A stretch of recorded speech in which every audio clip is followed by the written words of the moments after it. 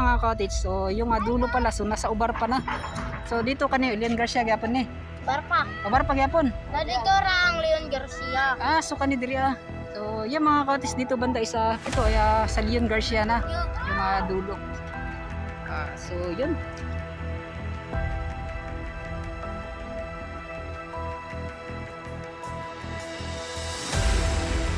Paggawa ng flyover sa Davao City. So, hindi to masyadong mataas mga cottage. So, saktong-sakto lang. Nasa mga 300 meters siguro yung flyover.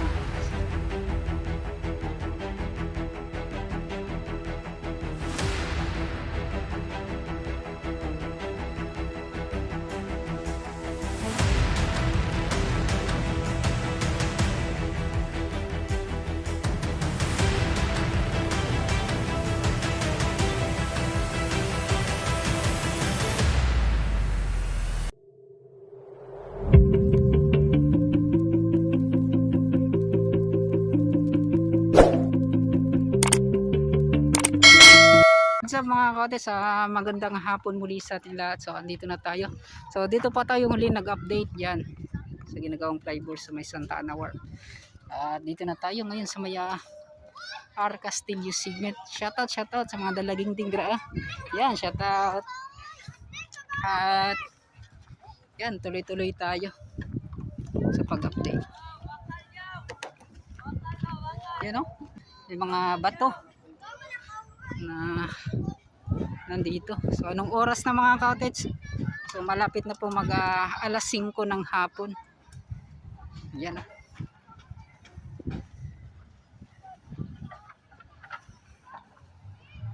So doon sa unahan tuloy-tuloy rin po yung paggawa nila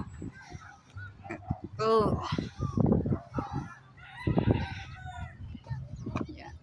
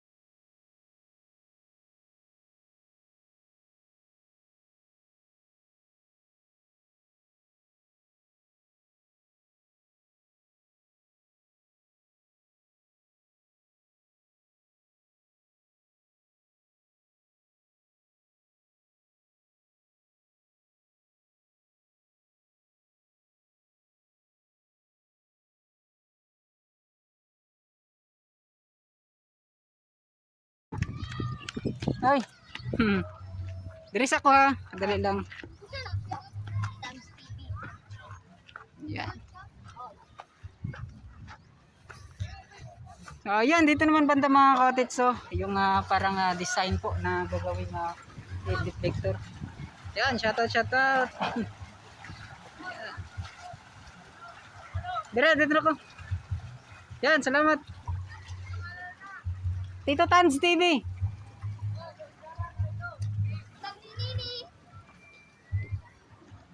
At yun at yung pagkagawa nila. Video. So napakaganda po ng pagbuhos po dito sa bawat gilid mga cottage kung sa seawall na to. Yung pag-rubble po nila. Yan, shout out. Shout out guys. Yan At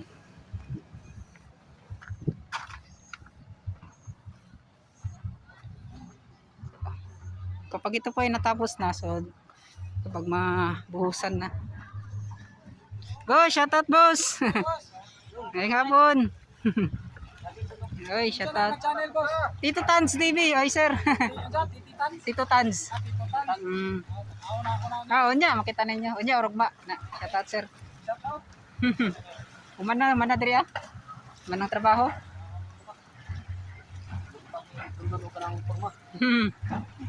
Di pag hindi basta-basta ninyong trabaho kay perting taas man din yung package nga nakuha. Yan, no?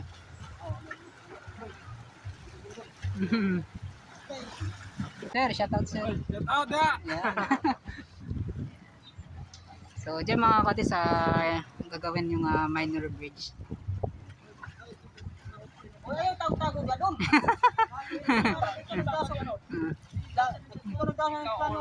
Amo ninyo yung tiklano, kana oh. Yan oh. Yan mga katis, makikita niyo na napakalinis ng pagkagawa. Yan oh. So siya po yan mga katis, makikita niyo. Yan. So siya po yung plano, taga-plano dito. Si Boss Don, yung kanyang pangalan. Nagpalaya lagi ang katong expats boss, kang Jackson. Ay, file pa. So gipakuan lang dito sa unahan. Abito no naman day kon dira katong concrete na 1 by 1. So yun mga kaotits, para yun natin na makita natin sa unahan na expats na yan. So diyan kasi mga kaotits may concrete block na nakalagay. So para po daanan ng mga bako po mga kaotits din talaga. Yun. Ito po yung mga boss, salamat kay boss sako. Tito Tans maga. Oh, Tito Tans. Salamat. Onya orog ma. Yan, shout out sa. Shout out sa dia. Audrey. Yan, salamat. Yan oh. Salamat. So, dito naman tayo mga kaotis. Oh.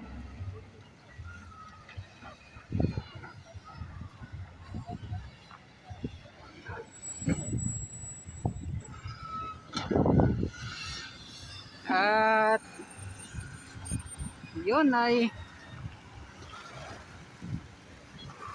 so dito naman sa paggawa ng minor bridge ay mapansin natin na wala pong mga nagtatrabaho. So araw kasi ng Sabado ngayon, parang siguro kanina kasi alas 5 na kasi ng hapon, hindi lang natin natsimpuhan ngayon. Yan. So dito naman banda mga kaotis, mapapansin ninyo itong bakho na to ay kumukuha ng tubig dagat at inilagay doon sa mixer. So tingin ko parang nilinisan yan mga kaotits. Yan. So tingin ko lang.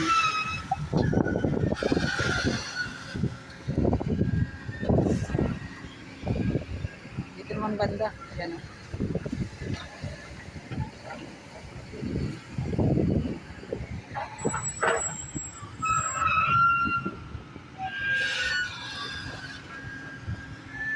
Nakaantabay para sa paggawa ng minor bridge.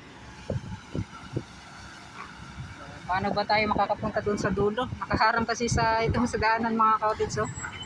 Kasi ito lang yung malapit na daanan natin. Si Jan banda. Yan. Hey boss, shout out.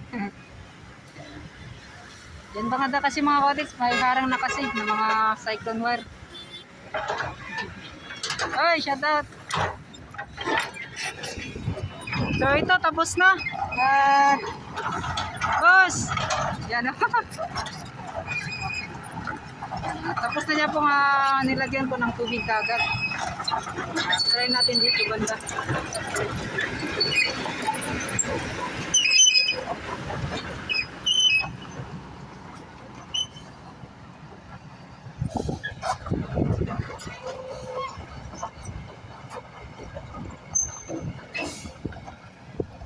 Backing, parang nagbabaking mga kalits or nagboboilo. Yan o.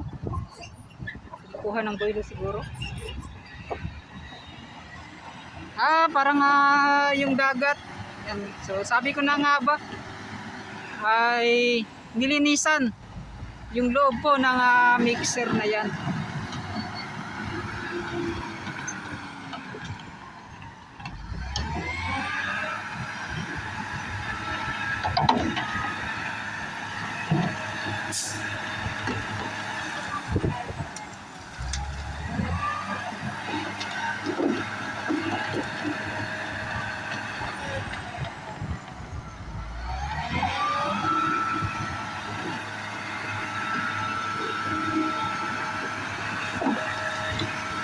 So yun, dito tayo. Ito naman.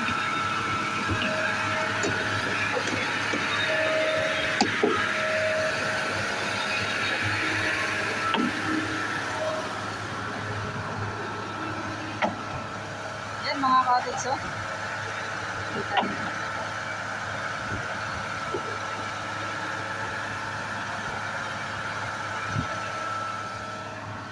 So yung update natin sa may ginagawang Davao Coastal Road, Leon Garcia, Arcas del Sur.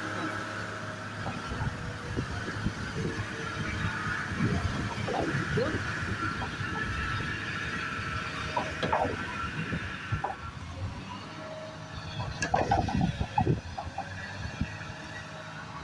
So, pansinin nyo parang madilim na po mga kapatid. So, nabutan na po tayo ng hapon, alas 5. 3 na po ng hapon mga kapatid. Yan. Medyo madilim na.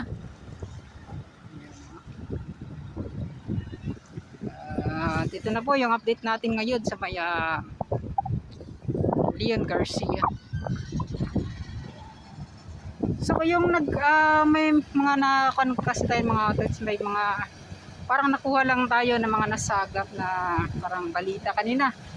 Yung nag-interview kasi akong kanina mga cottage, yung nagtitinda gani sa may Santa Ana Wharf sa loob ng ginagawang flyover. So sabi niya daw kasi mga cottage, nung nagtanong siya, so sinabihan po daw siya ni engineer po. Kasi hanggang Tibungko po daw yung ginagawang Davao Coastal Road na to. So, totoo nga po bang mga cottage? So, yan po yung aabangan natin. Kasi yung sa Tibungko, mas malayo pa yan mga cottage. Kasi yan, Castillo pa lang po yan mga cottage. So, dadaanan po niya yan na, dadaanan pa po yung Panakan. Tapos, ano po ba? So, hanggang Tibungko na. So, ganun mga cottage, napakalayo pa po ng Tibungko. So, yan po yung mga i-confirm natin sa darating pa po na taon or araw. Kung ito bang ginagawang Davao Coastal Road hanggang dito lang ba sa Castillo, so yun, or sa Lanang, sa Eswela, or hanggang doon sa Tibungko mga cottage. So yun, maraming mga speculation mga cottage na hindi pa natin talaga alam kung saan po yung dulo nitong ginagawang Davao Coastal Road. Yan.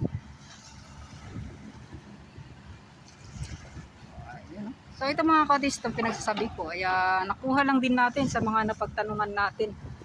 Yan.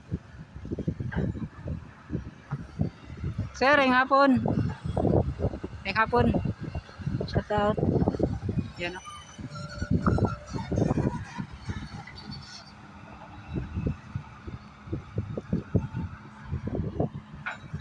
So dito naman ba ng mga cottage, mapapansin niyo. So itong mga bakal na to ay para po to sa YouTube mga cottage, yung nilalagay po ng mga buwangin para sa dito sa harang, yung sa sandbag ng mga cottage.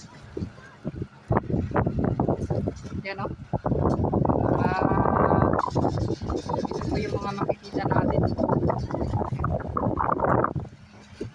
So dito naman sa dulo mga cottage, makikita ninyo. So kunti-kunti na lang talaga sa kanilang sa kanilang boundary po ay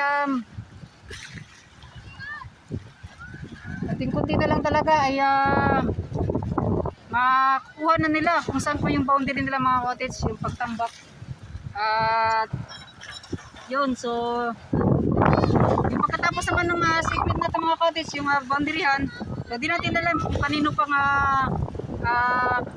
kumpanya or magkocontract yan mga cottage hanggang dyan sa dulo. Yan. So dito kasi ay from Mac Builders Company. So yun po yung update natin mga cottage. So yun mga cottage, dito naman banda ay mapapansin, matatala ninyo. So yun o, yung sa dulo po ng kanilang tambak. Yan. So itong sa dulo ng siwal na yan mga cottage, dyan po yung talagang puling boundary nila. Yan. Shoutout din sa mga bata nga nakaila sa tuwa. Dito mo para makita mo. Hi guys. Hi guys, shout Hi out. guys, shout out ka Bato de la Rosa. Shout out ka King George Ja. Ayan, George. Shout out kay 30 Feeling.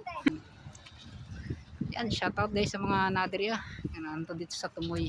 Asang ubar pa dapit? Diyan. Dito ng ubar pa? So ubar pa na day. So yan mga cottage. So yung dulo pala so nasa ubar pa na. So dito kani Leon Garcia gyapon ni. Barpa. Ubar pa gyapon. Nandito ang Leon Garcia. So kani diri So yan mga cottage dito banda isa from ubar pa na pala to dito. So dito ay sa Leon Garcia na yung dulo. So yun. Sa ubar pa na pala tayo mga cottage yung kanilang pagtambak. Ayan. Hindi ko alam sa Tito Tans. Yan oh. Daghang salamat. Daghang salamat sa mga Merong bata. nagkatkat. Ang kaibigan namin. Ay, sasama. Tara. Yan tara. So, yun. Daghang salamat. Matanawin na po tayo mga ka-updates. Tanawag ng tito na vlogger na to. Yan, shout out sa mga nadiri So, pauwi na tayo mga ka-updates. So, yan. So, ito yung mga makikita natin. Shout out, shout out. Yan, kaon, kaon. Kaya to. Masaya pala nagluto ng lupan. Yan, daghang salamat. Ay, shout out sa mga bata diha. Yan, shout out, shout out. So, pauwi na tayo mga cottage Uy, shout out. Yan, salamat. So, halos yung mga bata dito mga cottage ay nakakilala sa atin. Kasi yun nga po, kapag nagbablog tayo, nag-shout out sila. Hi, shout out. Yan, shout out sa mga bata mga kaila. Yan, salamat. Yun, no? So, Hey, Tito Tans TV. oy, shout out.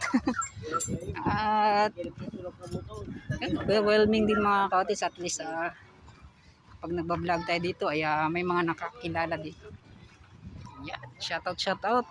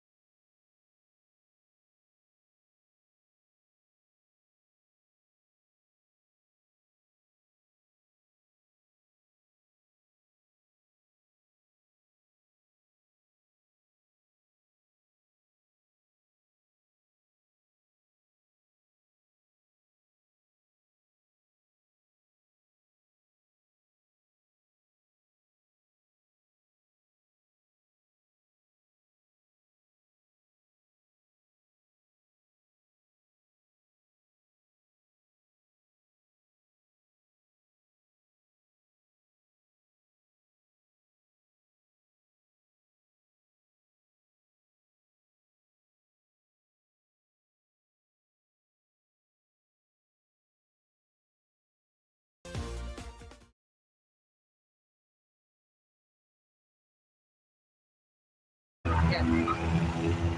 So, hindi to masyadong mataas mga cottage. So, saktong-sakto lang. Nasa mga 300 meters siguro yung flyover na. Yan. So, yun no. So, dyan po yung Agdao Public Market. So, ipapakita natin sa inyo mga cottage. Dito naman, yung sa ilalim. So, pwede ka pong makadaan dito.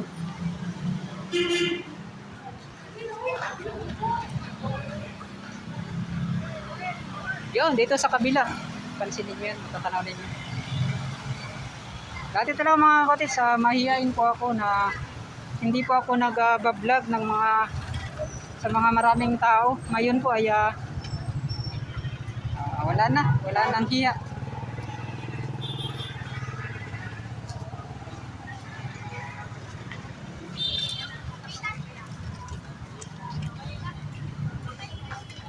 So yun mga kotis, kung papansin nyo, so yan po yung Agdao.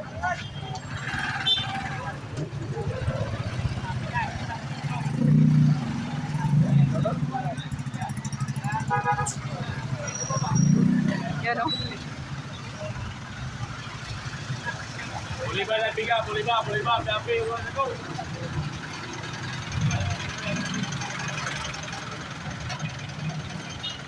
So yan po yung Agdao Public Market na modernization mga kotis na napakaganda po. Yan o.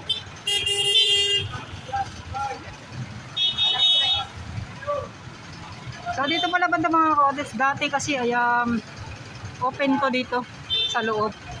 Ngayon po ay ginawa na pala ng gusali. Oh. Ngayon po ay close na talaga. So marami po mga tindero ng mga isda dito sa gilid na yan. So yung mga napiktuhan talaga. Yan, oh. So yan, pauwi na ako mga kotis. So hanggang dito na lang siguro yung update natin.